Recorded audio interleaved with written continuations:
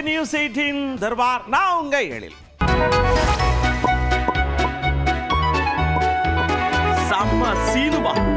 செம்ம சீனுமாக்குள்ள போறோம்.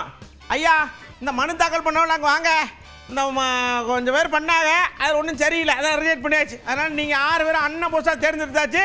கையெழுத்து போட்டு சர்டிஃபிகேட் வாங்கிட்டு சடன்னு டெல்லியிலே குடியேறுங்க அப்படின்னு சர்டிஃபிகேட் கொடுத்துருக்காங்க.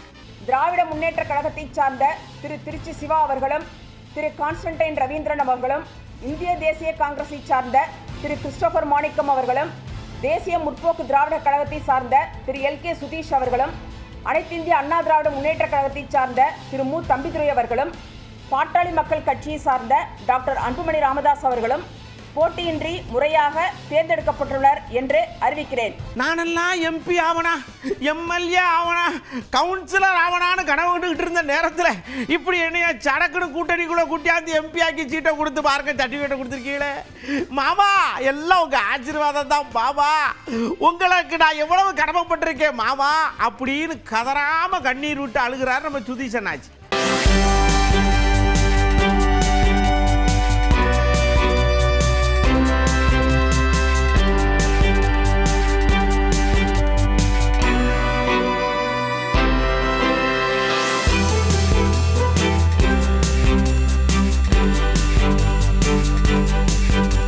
அப்படியே சடக்குன்னு திருச்சியில 2 ஐயா மாருக அப்படியே மண்டையில கொண்டைய மாட்டின மாதிரி சடக்குன்னு வந்து நின்றாங்க. என் பொண்டாட்டி போன் பண்ணி, மாமா 5000 வந்துருச்சு மாமா அப்படின்னு சொன்ன. ஏத்தா, நான் உனக்கு போடவே இல்லையே, நீங்க எங்க ஓட்டிய, அதான் எனக்கு தெரியுமே.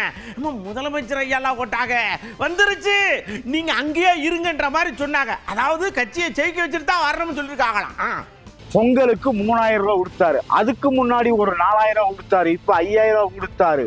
அது மட்டும் இல்லைங்க, நாங்க படிக்கிற காலத்துல 1ஆம் கிளாஸ் படிக்கின்ற காலத்துல காலை உணவே கிடையாது. இன்னைக்கு காலை உணவு திட்டம் கொடுத்தது முதலமைச்சர் மு.க. ஸ்டாலின் அவருடைய பாதத்தை பசும் பாலால் தான் கழுவி பணிந்து வணங்கணும் அவரை. பச்சை குழந்தைகளுடைய பசி ஆத்துறாரு பாருங்க, அது பெரிய புண்ணியம்ங்க அவருக்கு. வாழையடி வாழையாக அவர் குடும்பம் அப்படி தளர்ந்து நிற்குங்க. ஐயா, நானெல்லாம் சின்ன பிள்ளையில இருக்கும்போது கட்சி கூட்டங்களுக்கெல்லாம் போயிருக்கேன். இந்த புளியோதரதாயா தருவாங்க, தொட்டுக்கிற தேங்காய் சில்லு கூட கிடைக்காது. ஆனா இப்ப கட்சி மீட்டிங்னா கம கம கமனு கோடியெல்லாம் கொதிக்குதுயா. இந்த பக்கம் பாத்தீங்கன்னா ஆடெல்லாம் அளவாயுது. இதுக்காகவே கட்சி மீட்டிங்கு போலாம்னு ஒரு எண்ணம் நமக்கு வருது.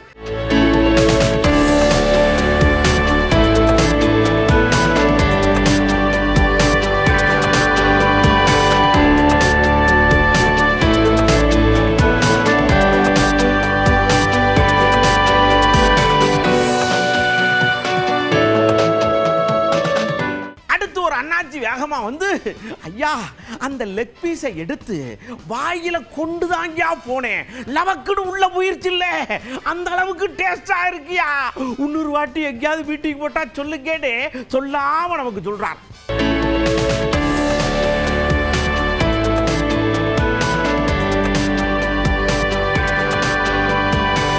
சாப்பாடு பிரியாணி கொடுத்தாங்க, நல்லா அருமையா இருந்தது. சிக்கன் கொடுத்தாங்க, நல்லா அருமையா இருந்தது. நல்ல வசதி வாய்ப்பு, நல்லா அழகா ஒவ்வொரு இடமும் நல்ல வசதியாக கொடுத்துருக்காங்க. போக்குவரத்துக்கு, பஸ் வேனுக்காரர்களுக்கு, அதே மாதிரி சாப்பாடும் அழகான சாப்பாடு. அப்படியே மகாபலிபுரத்துல கவலையப்படாதீங்க, நீங்க பீல் பண்றது எனக்கு பீல் ஆகுது, அதனால அது ஒர்த்தே கிடையாது, நான் பார்த்துக்கிறேன் அப்படின்னு சொன்னார்ல. எப்படி சொன்னார்னு நீங்க பார்த்துட்டு வாங்க ஒரு வாட்டி. அப்புறம் ரீசெண்டா இருக்கிற நிறைய பிரச்சனைகள்ல சில பிரச்சனைகள்லாம் ஓடிட்டு இருக்கு இல்லையா, அதெல்லாம் நீங்க அதுக்கு போராடி ஹர்ட் ஆகுறதெல்லாம் நான் பார்க்குறேன். அதை பார்த்து எனக்கு ஹர்ட் ஆகுது, அதெல்லாம் நான் பார்த்துக்கிறேன். நாமளும் நீங்களும் சேர்ந்து மக்களுடைய பிரச்சனைகளை மட்டும் பார்ப்போம். அவ்வளோலாம் ஹர்ட் ஆகுதுங்க, அதெல்லாம் வருத்தலாம் கிடையாது. கான்ஃபிடென்ட்டா இருங்க, நல்லதே நடக்கும், வெற்றி நிச்சயம். மீண்டும் சந்திக்கும் வரை நன்றி, வணக்கம். தப்புன்னு ஒரு அக்கா என்னதான் நினைச்சாங்கன்னு தெரியல, அப்படியே மல்லாக்கப்படுத்துக்கிட்டு விட்டாத்த பார்த்து யோசிச்சாங்களா என்னமோ தெரியல, மைக்க பிடிச்சாங்க. யோ, நீ மாற்று அரசியல் தருவேன் தானே உன் பின்னாடி வந்தான், இப்போ யாருக்கெல்லாம் முட்டு கொடுக்கறது, எப்படி முட்டு கொடுக்கறது ஒரு நோட்ஸே போடுறாங்க. இப்படியெல்லாம் முட்டு கொடுங்கன்னு எங்களுக்கு சொல்றாங்க. அந்த அளவுக்கு செஞ்சு வச்சிருக்கியா சேட்டை? ஏயா அது என்ன ஒர்த்து இல்லைங்கிற? கூட வாழ்றவங்களுக்கே ஒர்த்து இல்லைன்னா அப்புறம் உன்னை நம்பி வந்தவங்களுக்கு எப்படின்னு அந்த அக்கா பொங்கு பொங்குன்னு பொங்குறாங்க. மற்றவங்களாம் இப்போ கையை கட்டி செவனே நின்று வேடிக்கை வைக்காங்க. அண்ட் அவங்க விஜய் அவர்களோட ஒய்ஃப் சங்கீதா கூட ஒரு நடிகையோட ரிலேஷன்ஷிப்பில் இருக்காரு. தேவைப்பட்டால் தான் அந்த நடிகையோட பேரை சொல்லுவேன். அவங்க ரொம்ப கண்ணியமாக ஒரு அறிக்கை கொடுத்துருந்தாங்க. இவ்வளோ பேரும் இவ்வளோ கண்ணியமாக நடந்துட்டு இருக்கும்போது மேடை ஏறி மகளிர் தினத்தன்னைக்கு இவ்வளவு பெண்ணியம் பேசி கண்ணியம் இல்லாமல் ஒரு ஒரு ஒரு கல்யாணத்துக்கு த்ரிஷாவே கூட்டிகிட்டு வராருன்னு சொன்னால் நான் இன்னைக்கு சமுதாயம் வந்து எப்படி பார்க்கும் இதை ஒரு நல்ல ஒரு ட்ரெண்ட் செட்டிங்கான விஷயம் கிடையாது. ஒன்றும் இல்லை, ஒரு நாளைக்கு உங்கள் ஆஃபீஸ்க்கு வந்து போகிறதுக்கு ஒரு பெண் நிர்வாகியாக எனக்கே எவ்வளோ டைம் ஆகும். இங்கேருந்து எல்லா வேலையும் முடிச்சுட்டு இங்கேருந்து போய் அங்கே போய் பார்த்து ஒரு மீட்டிங் போகணுன்னா கூட எங்களுக்கு அவ்வளோ டைம் ஆகும். கட்சியிலையோ எதுலேயும் யாரும் எதுக்கும் பே பண்ணுறது கிடையாது. உங்களுக்காக எங்கள் டைமை செலவு பண்ணி எங்கள் பணத்தை செலவு பண்ணி எல்லாரும் உங்களுக்காக அவ்வளோ ரிஸ்க் எடுத்து வந்து அவ்வளோ வேலை பார்க்குறோன்னா அதை கொஞ்சமாவது மதிக்கணும்னு நினைக்கிறேன். அவ்வளோ ரெஸ்பெக்ட் கொடுத்து உங்களுக்கு நாங்கள் எல்லா பிரச்சனையிலையும் முட்டு கொடுக்குறோம். ஒவ்வொரு பிரச்சனையிலையும் நிறைய தப்பு இருக்குது, எல்லா பிரச்சனையிலையும் முட்டு கொடுக்குறோம்ல. எவ்வளோ யங்ஸ்டர்ஸ் உங்களுக்காக தூக்கி வச்சு பேசுகிறானுங்க. பொது வாழ்க்கை அப்படின்னு வந்துட்டா சடக்குன்னு மைக்கு நீட்டத்தான் செய்வாங்க, 4 கேள்வி கேட்கத்தான் செய்வாங்க, முன்னுக்கு பின்னு இருக்கும். சூப்பர் ஸ்டார் அண்ணாச்சே சடன்னு வராரு, மடமடன்னு கொடுத்துட்டு போறாரா இல்லையா, அந்த மாதிரிலாம் இருக்கணும். அதை விட்டு நீங்கள் வாட்டுக்கு சமைஞ்ச உள்ள மாதிரி குத்த வச்சுக்கிட்டு மைக்கு கிடைச்சி முன்னாடி வந்தால் பாப்பான்னு பேசுனா என்ன அர்த்தம்னு கேட்காங்க. தன் மனைவி 25 வருஷம் வாழ்ந்து 2 பெண் பிள்ளைகளை பெற்ற மனைவிக்கே வந்து பார்க்கறதுக்கு அனுமதி இல்லை, இன்னொரு நபர் அங்கே நடுவில் நிற்கிறாரு, பார்க்க அனுமதிக்க முடியாது அப்படின்னு. அவங்க அம்மா அப்பா போய் பார்க்க முடியல, நடுவில் ஒரு நபர் நிற்கிறாரு. அந்த நபர் பேரை நான் தேவைப்பட்டா சொல்லுவேன். நடுவில் ஒரு நபர் நிற்கிறாரு, பார்க்கக்கூடாது அப்படின்னு. அப்போது விஜய் என்னவா இருக்காரு? விஜய் நீங்கள் யார்? ஏன் உங்களுக்கு இவ்வளோ போர்வை? எதுக்காக இவ்வளவு ஒரு தடை, இவ்வளோ பேரியர்ஸ்? பாடிகார்ட்ஸ் உங்களோட செக்யூரிட்டிக்கு, பட் பாடிகார்ட்ஸை மீறி இவ்வளோ பேரியர்ஸ் வச்சுருக்கீங்களே, உங்ககிட்ட யாரும் வர விடாமல். எதுக்காக இதெல்லாம்? ஓகே, இது வந்து பெரிய ஆக்டர்ஸ் எல்லாம் வந்து அந்த மாதிரி ஒரு சர்க்கிள் வச்சுப்பாங்க, கிட்ட யாரும் இது பண்ண விடாமல் மேனேஜர் இருப்பாங்க, பிஆர் இவங்கள மாதிரி இவங்க தான் அப்படின்னு இருக்கும். பட் ஃபேமிலி கூட க்ளோஸாக இருப்பாங்க. ஃபேமிலி க்ளோஸாக தான் இருக்கும். நீங்கள் சூப்பர் ஸ்டார் ரஜினிகாந்த் அவர்கள்லாம் எடுத்துக்கோங்க, வெளியே வர்றதுக்கு அவ்வளோ ரெஸ்ட்ரிக்ஷன்ஸ் இருக்குது. அவரே வெளியே வந்தால் இன்னைக்கு வரைக்கும் நீங்கள் எல்லாரும் போகிறீங்க, எல்லாரும் காரில் விண்டோ இறக்கி எல்லாருக்கும் ஹாய் எல்லாரும் எப்படி இருக்கீங்கன்னு கேட்டு போகிறாரா இல்லையா? அதாங்க சூப்பர் ஸ்டார். அதாங்க ஒரு நடிகன் கிட்ட வந்து மக்கள் வேற எதுவுமே எதிர்பார்க்கல. நீங்கள் வந்து உங்கள் சொத்து பணத்தெல்லாம் எங்களுக்கு கொடுத்துட்டு போங்கன்னு கேட்கல மக்கள். உங்கள் மேலே ஒரு ஃபேன் ஃபாலோவர்ஸாக ஒரு ஃபேண்டம் இருக்குது அப்படின்னா எல்லாரும் எப்படி இருக்கீங்கன்னு அந்த ஹீரோ வந்து கையாட்டிட்டு போயிட்டாலோ அது வந்து அன்னைக்கு வந்து அந்த டே ஃபுல்லாக இவங்களுக்கு ஹாப்பியாக இருக்கும். நம்ம பார்த்து ரசித்த ஒருத்தர் நம்மளோட ஹீரோ சார் நம்மளுக்கு கையாட்டிட்டு போயிட்டாருன்னா அதை கூட நீங்கள் செய்ய மாட்டீங்க, அந்த விண்டோவை இறக்க மாட்டீங்க. ஏன்? அதுக்குள்ளே என்ன இருக்குது? எதுக்காக இந்த மர்ம வாழ்க்கை? எதுக்காக இந்த போர்வை?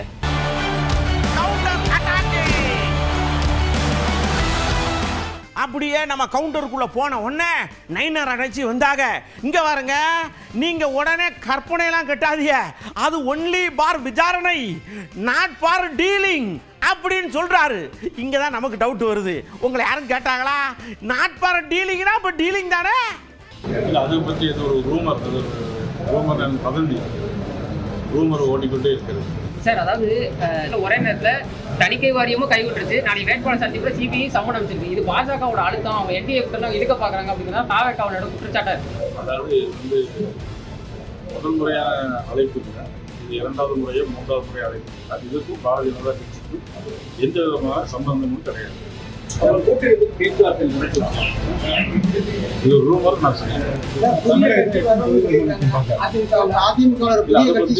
தேசிய ஜனநாயக கூட்டணியுடைய தமிழகத்தில் தலைவர் பிஜேபி நாங்களும் இன்னும் பேச்சுவார்த்தை ஆரம்பித்த பிறகு உங்களுக்கு உடனடியாக அது குறித்து நாங்கள் அண்ணாச்சி இன்னொரு விஷயத்த சொல்றாங்க.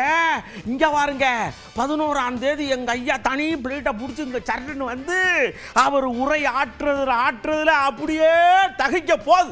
3 வாட்டி வந்திருக்காரு, இப்போ இனிமே வருவார். 2026 சீட் எங்களுக்கு தாங்க. முதல் வரிசையில் இருக்கிற மாபெரும் தலைவர் பாரத பிரதமர் நரேந்திர மோடி அவர்கள் தமிழகத்திற்கு மூன்றாவது முறையாக இந்த ஒரே மாதத்தில் மூன்றாவது முறையாக சென்னை, மதுரை, அதனைத் தொடர்ந்து திருச்சிக்கு வருகிற 11ஆம் தேதி நாளை மறுதினம் தேசிய ஜனநாயக பொதுக்கூட்டத்திற்கு வருகை தர இருக்கிறார்கள். அதற்கு முன்பாக ஒரு அரசு விழாவில் கலந்து கொள்ள இருக்கிறார்கள். அது தமிழகத்தில் இந்த பகுதியில் இருக்கிற எல்லா பாரதிய ஜனதா கட்சி தொண்டர்களையும் தேசிய ஜனநாயக கூட்டணியில் இருக்கின்ற கட்சி தோழர்களை அழைப்பதற்காக இன்று கும்பகோணத்தில் இருக்கிறோம். கம்பன் கண்ட நாடு, வள்ளுவன் கண்ட நாடு, இளங்கோவடிகள் கண்ட நாடு, மணிமேகலை கண்ட நாடு, இதெல்லாம் ஒண்ணும் கிடையாது. மோடி ஐயா தமிழுக்கு ஆற்றின துண்டை போல இங்க யாரும் எந்த துண்டையும் ஆற்றல, தொண்டையும் ஆற்றல. அவரால் தான் தமிழ் செழிச்சு வளர்ந்து அப்படியே பேர்ச்சம்பளம் மாதிரி உதிர்துங்கார். தமிழ் மொழியில் தமிழ் கலாச்சாரத்தை இங்கு மட்டுமல்ல மலேசியா நாட்டுக்கு போனாலும் எங்கள் நாட்டில் தமிழ் மொழி கலாச்சாரம் பாரம்பரியம் இருக்கிறது 5000 ஆண்டுகளுக்கு முன்பு உள்ளது பேசியது அவர்கள் மறந்து விட்டார்கள். ஏன்னா ஊடகம் நீங்க எல்லாருமே எங்கள்கிட்ட தானே கேள்வி கேட்குறீங்க. இதே இது உதயநிதி தேவை யாராவது கேள்வி கேட்குறீங்களா? எத்தனை முறை வந்திருக்கு, எத்தனை முறை வந்திருக்காங்க, எத்தனை கோடி ரூபா தந்திருக்காங்க, 14 லட்சம் கோடி ரூபா தந்திருக்காங்க அப்படின்னு நீங்க யாருமே எந்த கேள்வி நீங்க கேட்கறது நீங்க 14 லட்சம் கோடி ரூபாய்க்கு இவங்க தமிழுக்காக என்ன செஞ்சிருக்காங்க நீங்க கேட்க வேண்டியது. மதிப்புக்குரிய முதலமைச்சர் ஸ்டாலின் அவர்களையும் மதிப்புக்குரிய துணை முதலமைச்சர் உதயநிதி நீங்க தமிழுக்கு தமிழ் கலாச்சாரம் வளர்வதற்கும் பண்பாட்டுக்கும் நீங்க என்ன பண்ணிருக்கீங்க அப்படின்னு நீங்க அவங்கள்ட்ட கேட்கலாமே. கேள்வி மட்டும்தான் எங்க பக்கம் போட்டீங்களே தவிர ஊடகங்கள் எல்லாமே இன்னைக்கு ஒரு ஒரு குறிப்பிட்ட நிறுவனத்துக்கு கீழே எல்லா இது ஊடகங்களும் இருக்கிற மாதிரி தான் எங்களுக்கு செய்திகள் வருது. உண்மையா இல்லையா நீங்க தான் சொல்லணும். ஏன்னா எங்க செய்தியை குறைச்சு போடுறீங்க, அவங்க செய்தியை அதிகமா போடுறோம். நான் உன்னை கண்டுபிடிச்சிருக்கேன் அப்படின்னு செல்லூர் அண்ணாச்சி கூப்பிட்டார். என்ன கண்டுபிடிச்சிருக்கீங்க? இங்க பாருங்க, மேல இருந்து பாருங்க, கீழே ஒரு 50 பேர் இருப்பாங்க. ஆனா 50,000 பேருக்காக, லட்சம் பேருக்காக பொய்யா சொல்றது மட்டும்தான் திமுக விளைங்கிறத கண்டுபிடிச்சிருக்கேன்னு சொல்லிருக்காரு. 20 லட்சம் பேர் கூட சொல்லலாம் தம்பி, சொல்றது எவ்வளவு வேணாலும் சொல்லலாம். ஆனா அங்க இருக்கணுமே, மக்கள் கேட்கணுமே. அவங்க 50,000 பேர் ஒன்னா கூட லட்சக்கணக்கில்னு சொல்லுவாங்க. திமுக எப்பவுமே சொல்லக்கூடியது 5 ஆண்டுகளாக தமிழ்நாட்டு மக்களுக்கு எதையும் செய்யல சொல்லியிருக்கலாம்ல. நானு எதுவுமே செய்யல, விடியல் தருவோம் சொல்லிட்டு இன்னைக்கு தமிழக மக்களுக்கு விடியாத ஆட்சியை தான் அந்த திராவிட முன்னேற்ற கழகம் கொடுத்திருக்கிறது. தேர்தல் வருகிறதுனால அங்கங்கே இந்த மாதிரி சேர்த்து வைத்திருக்க பணத்தை கொடுத்து அவங்களுக்கு மக்களை கூட்டுகிறார்கள்.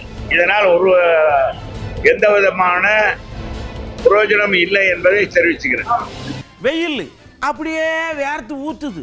எங்கடா தண்ணி பழம் கிடைக்கும், ஜூஸ் கிடைக்கும், மக்கள் அலை வாயுது. 2000 ரூபா போட்ட முடியல, கூட கொஞ்சம் போடக்கூடாதா? போன வருஷம் ஏன் போடல, அந்த பாக்கியம் சேர்த்து போடுங்க அப்படிங்கிற மாதிரி கேட்காரு. எல்லாரும் அவளோட எதிர்பார்த்துக்கிட்டு இருக்காங்க. கோடை காலத்துல இத்தனையோ கோடைகள் வந்துச்சு. 22, 23, 24, 25 வந்துச்சு. அப்பெல்லாம் கொடுக்கல முதலமைச்சர். அதே மாதிரி 22, 23, 24, 25 எல்லாம் பொங்கல் பரிசு கொடுக்கல, ரூபா கொடுக்கல. இதுக்கு தான் கொடுத்துருக்காரு. இந்த தேசிய ஜனநாயக கூட்டணியை பார்த்து நம்ம முதலமைச்சர் அரண்டு போயிட்டார், பயந்து போயிட்டார். அதன் அடிப்படையில் தான் அப்படி செய்யறாங்க. இப்ப 5000 ரூபா முன்பணம் போட்டிருக்காரு, 2000 ரூபா கொடுத்துருக்காரு. அப்படி இருந்து அவருக்கு திருப்தி இல்லை. எனவே மற்றதையும் நம்ம எப்படியாச்சும் கவனிச்சலாம்னு நினைப்பாங்கன்னு நினைக்கிறேன். வேற மக்கள் இன்னைக்கு எது கொடுத்தாலும் வாங்கிக்கிறாங்க. உங்க கையில இருந்தா கொடுக்குறாங்க. மக்களுடைய வரிப்பணத்தை கொள்ளையடிச்சிருக்காங்க, அதுல இருந்து கொடுக்குறாங்க தான் நினைப்பாங்க. ஐயா 30 பேருங்க, 30 பேர் கூட்டியாந்து மதுரையில் வச்சு சேர்த்து விட்டோம்னு எங்கள் கட்சியில் முன்னாடி ஒருத்தர் இருந்தார்ல, OPS அப்படின்னு. எனக்கு மறந்து போச்சு. உங்களுக்கு ஏதாவது ஞாபகம் இருக்கா? அப்படிப்பட்ட ஆளுகளெல்லாம் வச்சுக்கிட்டு ஜெயிக்க போகிறாங்க. 2026 சேரெல்லாம் ரெடி பண்ணி வச்சுருக்கான். நாங்கள் தான் இங்கே ஒருத்தர். இப்போ ஓபிஎஸ் எங்கள்லேருந்து போனார் இல்லையா, ஞாபகம் இருக்கா? எப்பா பன்னீர்செல்வம் ஞாபகம் இருக்கா? மோடி முன்னாள் முதலமைச்சர் அவர் சேர்க்கிற கூட்டம் நடந்துச்சு. 1 லட்சம் பேர் கலந்துட்டாங்கன்னாங்க. அங்க பார்த்தா வெறும் காலி சேரு. நீங்க தான் எடுத்து படம் பிடிச்சு வர போட்டிருக்கீங்க. அதுக்கு அரசு பேருந்து தான். ஒவ்வொருத்தருக்கும் 500 ரூபா எதாவது சாப்பிட்றது பிரியாணி அதெல்லாம் கொடுத்து தான் கூட்டிட்டு போயிருக்காங்க. இது மாதிரி இப்ப அதுக்கே இப்படி செஞ்சிருக்காங்கன்னா மாநாட்டுக்கு அதிகமா இருக்கும்னு நினைக்கிறேன். என்ன அதிகமா தானே இருக்கும்? என்ன சொல்றீங்க? ஆர்பி உதயகுமார் அண்ணாச்சிக்கு என்ன கோபம் தெரியல. நாங்கள்லாம் இவங்கெல்லாம் ரிட்டையர்டு கேஸு, இவங்க காலாவதியான ஆட்கள், இவங்கெல்லாம் நமக்கு செறிப்பிட்டு வரமாட்டாங்க, நாங்கள் தான் ஆகச்சிறந்த அறிவாளின்னு நாங்கள்லாம் அவள் தூக்கி போட்டு உட்கார வச்சுருந்தா நீங்கள் அவையெல்லாம் கூட்டி வச்சுக்கிட்டு மாநாடு ஒரு மல்லுக்கட்டுறோம் சொல்லி எங்களுக்கு எதிராக நின்னா நாங்கள் என்ன பண்ணுறது அப்படின்னு கேட்க. இன்றைக்கு அண்ணா திராவிட முன்னேற்ற கழகம் வெற்றி பாதை நோக்கி சென்று கொண்டு இருப்பதை பொறுத்து கொள்ள முடியாது. தோல்வி பயத்தால் 22 கட்சிகளை சேர்த்து கொண்டு அண்ணா திராவிட முன்னேற்ற கழகத்தை காலாவதியானவர்களை எல்லாம் நான் கரையேற்றுகிறேன் என்று வாக்குறுதி அளித்து இன்றைக்கு பதவி கொடுத்து இன்றைக்கு திமுகவில் இருப்பவர்கள் எல்லாம் ஆட்சியிலும் அதிகாரத்திலும் அமைச்சர்களாக இருப்பவர்களாம் கருணாநிதி இடத்திலே பயிற்சி பெற்றவர்களா, ஸ்டாலின் இடத்திலே பயிற்சி பெற்றவர்களா, பேரறிஞர் அண்ணா இடத்திலே பயிற்சி பெற்றவர்களா என்றால் நிச்சயமாக இல்லை.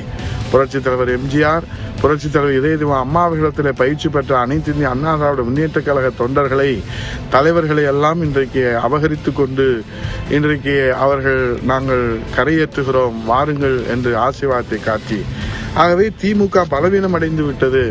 திமுகவினுடைய தொண்டர்கள் மீது நம்பிக்கை இழந்த ஸ்டாலின், திமுகவின் தொண்டர்கள் மீது அவநம்பிக்கை கொண்டிருக்கிற ஸ்டாலின் இன்றைக்கு அம்மாவினுடைய பயிற்சி பெற்ற மாணவர்களை, அம்மாவிடத்திலே புரட்சித் தலைவரிடத்திலே பயிற்சி பெற்ற மாணவர்களை, இன்றைக்கு காலாவதியான அந்த தொண்டர்களை எல்லாம், தலைவர்களை எல்லாம் நான் கரையேற்றுகிறேன் என்ற ஆசீர்வாதத்தை காட்டி அமைச்சர் பதவி வழங்கி இங்கிருந்து அங்கே சென்றவர்களெல்லாம் இன்றைக்கு அமைச்சர்களாக அவர்கள் பதவியை வகிப்பதற்கு காரணம் திமுகவினுடைய உண்மை தொண்டர்களுக்கு இனி திமுகவிலே வாழ்வில்லை, அவர்களுக்கு எதிர்காலம் இல்லை என்பதை சூட்சமாக சொல்லுகின்ற வகையிலே தான் நேற்றைய கூட்டமும் அதற்கு சாட்சியாக அமைந்திருக்கிறது. அப்படியே ஒருத்தருக்கு பாருங்க புன்முறுவல்னா புன்முறுவல், அப்படிப்பட்ட புன்முறுவல்.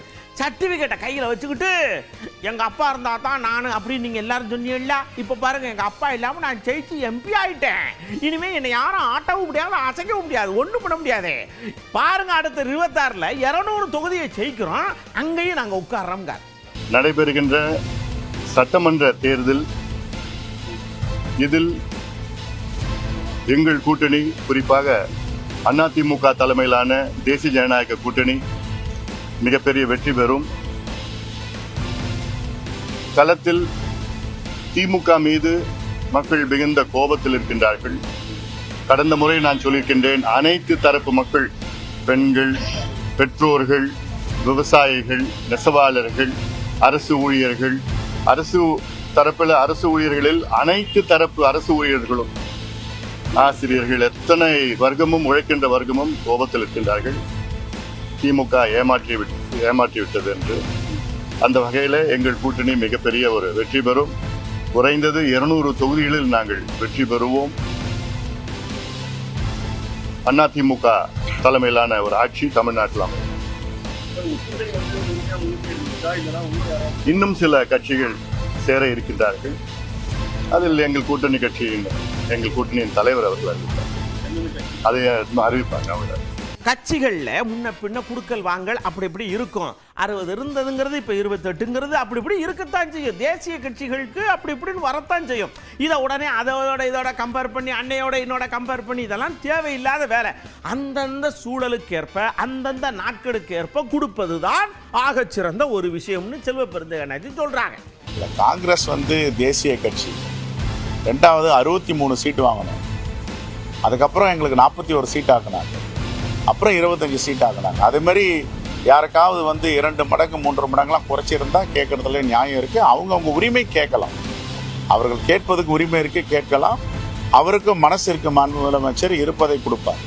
அதே நேரம் தான் காங்கிரஸை ஒப்பிட்டு பேச வேண்டாம். இந்தியா கூட்டணி, ஆமா தமிழ்நாட்டில் ஒரு மாதிரி இருக்கிய, கேரளாவில் ஒரு மாதிரி இருக்கு, அங்கே ஒரு மாதிரி இருக்கிய அப்படின்னு கேட்டோன்னா டக்குன்னு சொல்றாரு இந்தியா கூட்டணிங்கிறது சென்ட்ரலுக்கு மட்டும்தான், மாநிலங்களுக்கு கிடையாது. நீங்க அதை இதையும் போட்டு கன்ஃபியூஸ் பண்ணி எல்லாரையும் போட்டு குழப்பாதிய, அது வேறு இது வேறு இது வேறு அது வேறுட்டார். கடந்த 2021 தேர்தலிலும் அங்கே அவங்க காங்கிரஸ் கூட்டணியில் இருந்தாங்க, நாங்கள் காங்கிரஸ் கூட்டணியில் இங்கே இருந்தோம். அவங்க காங்கிரஸ் கூட்டணிக்கு எதிராக ஒரு மாநிலத்திற்கு ஒரு அஜெண்டா. இந்தியா கூட்டணி என்பது ஒட்டுமொத்த இந்தியாவிற்கு நாடாளுமன்றத்திற்கான கூட்டணி. சில மாநிலங்களில் தொடர்ந்து, சில மாநிலங்களில் தொடராமல் வேறு ஒரு கூட்டணியில மாறுகிறார். அதுக்கு இந்தியா கூட்டணிக்கு சம்பந்தம். அப்படியே முதலமைச்சர் சொல்றாரு 2 கூட்டணி தான், தமிழ்நாடு டெல்லி, 2க்கு இடையில தான் பாரு, யாரு ஜெயிச்சு பார்ப்போம், தமிழ்நாட்டை யார் முன்னேற்றி பார்ப்போம்ங்கிறது தான். அதனால நீங்க மற்றதெல்லாம் வச்சுக்கிட்டு பேசவே பேசாதீங்க அப்படின்னு ஆணித்தரமா அடிக்கார முதல்வர். 100 நாள் வேலை திட்ட நிதி, பேரிடர் நிவாரண நிதி நம்ம கேட்ட எதையும் தரல. மாநிலத்துக்கான சிறப்பு திட்டங்களையும் தரல. ஏன் கோவை, மதுரை, திருச்சி இந்த மாவட்டங்களுடைய மெட்ரோ உள்ளிட்ட எந்த உட்கட்டமைப்பு திட்டங்களுக்கு அனுமதி தரல. நாம கேட்கிறது நன்மை செய்யணும், ஆட்சி பொறுப்புக்கு வரணும் என்ற எண்ணம் அவங்களுக்கு இருந்திருந்தா அடிப்படையா மாநிலத்துக்கு கேட்டதையாவது அவங்க கொடுத்திருக்கணும். எதுவுமே இல்லையா? பாஜக தமிழ்நாட்டுக்கு தந்ததெல்லாம் என்ன தெரியுமா? ஆளுநர் மூலமாக குடைச்சல், மாணவர்களின் உயிரோடு விளையாடக்கூடிய நீட் தேர்வு, இந்தி திணிப்பு, மிரட்டி பார்க்க ரைடுகள். இப்படிப்பட்ட ஆட்சிதான் பிரதமர் மோடி சொல்லுகிற என்டிஏ ஆட்சி. தமிழ்நாட்டுக்கு எந்த நன்மையும் செய்யாத இவங்க தான் நம்ம எதிர்த்து நிற்கிறாங்க. தமிழ்நாட்டு மேல எந்த அளவிற்கு வன்மம் இருக்குன்னு சொல்லணும்னா, தேர்தல் வருதுன்னு கூட தெரியாம, அதை பற்றி கவலைப்படாம, நமக்கான எதையும் அறிவிக்க இவங்களுக்கு மனசு வரல. நான் கேட்கிறேன், இப்படி திட்டமிட்டு தமிழ்நாட்டை புறக்கணிக்கிற என்டிஏ கூட்டணிக்கு எங்க மக்கள் எப்படி வாக்களிப்பாங்க? எந்த நம்பிக்கையில நீங்க தமிழ்நாட்டுக்கு வரீங்க? தமிழ்நாடு கேட்கிறதெல்லாம் நான் சொல்லுகிற என்டிஏவுக்கு நோ சொல்லக்கூடிய, நமக்கு கொடுப்பதையெல்லாம் கேட்பதையெல்லாம் நோ என்று சொல்லக்கூடிய என்டிஏவுக்கு தமிழ்நாடு நோ தான் சொல்லும்.